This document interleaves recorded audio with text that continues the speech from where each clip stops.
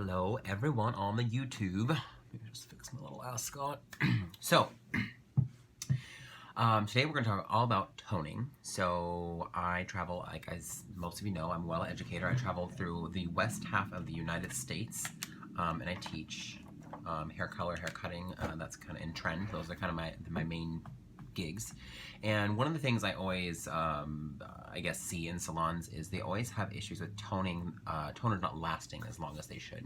And I find that there's a common thread that happens in almost every salon with a lot of stylists, and they constantly do this thing called flash toning, okay? It's a huge pet peeve of mine, but I'll try not to like get all weird about it. Flash toning does not work with most hair color brands. Some people argue there are other color brands out there that flash toning does work. Not that that's not true, but here's the problem with flash toning. What flash toning is, if you don't know what it is you are going to take your toner formula, you're going to put it in the hair for maybe 2 to 5 minutes and then call it a day. Not to say that there are not products out there that do that, but most toners, your client will leave looking great when they leave, but maybe 1 or 2 shampoos, their toner's gone and they're back to that brassy state. So, again, this does not apply for every single hair color in the world, but most toner formulas are demi-permanent color or something like that. And I'm going to try to explain the better way to tone. Okay, so I've drawn a little diagram. This is how hair color works, okay? When you're working with things like indirect dyes, that's in most color products, is they start out as a color molecule similar to this. Very, very small, very little, almost right there. They're almost not, you usually can't see them with your eye. And what they do is it takes about 30 minutes with most hair color brands to enlarge and become present to your eye, okay? So that's how indirect dyes work. Now, when we're talking about, say, coloring someone's hair just generally, you're gonna put the color on, let it process its full development time, and then the job is done. When it comes to toning, people throw it on there and they look and they're like, okay, it's good, take it off.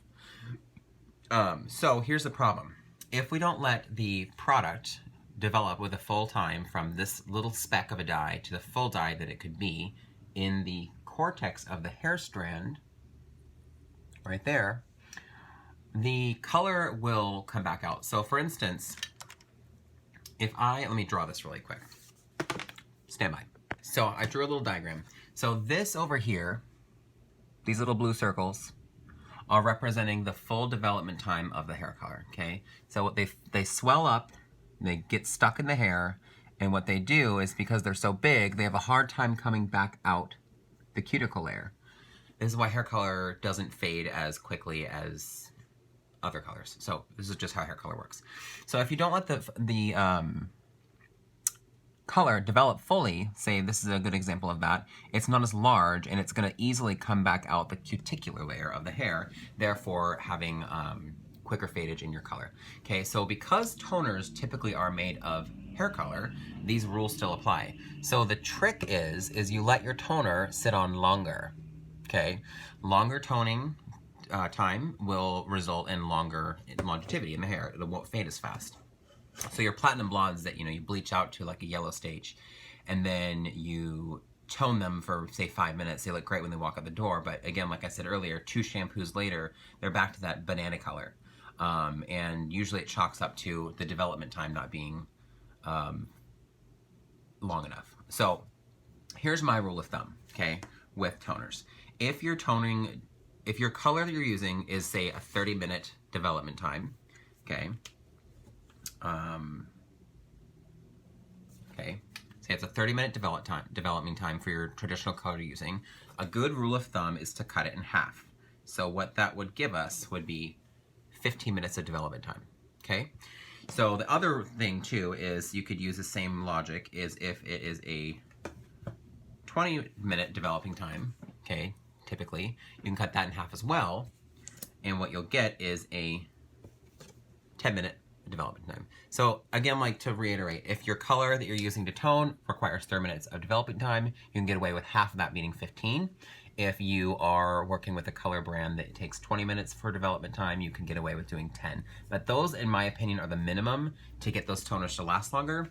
In an ideal world, if you have the time to let them fully develop into their full big molecule, you'll get the best, most longest lasting toner you can do. I do this all the time. I set aside a little bit extra time for my double processed blondes, so that way they're not having to resort to things like purple shampoo, which is another big pet peeve of mine. People just go, oh, just get some purple shampoo. So yeah, and again, to reiterate, I would recommend minimum of half of your development time for the color product you're using, if not fully, and your toners will last longer and you'll have amazing results. It'll be great. So I hope this was a quick little tutorial on how to get your toners to last longer. If you like it, comment, subscribe. I think it's over there. And if you have any questions, please feel free to ask. Again, my name is Angelo Terracciano, educator, owner of Patent Hair Studio in Seattle, Washington. And I hope you liked the video, and I will see you soon, and it'll all be good. Peace!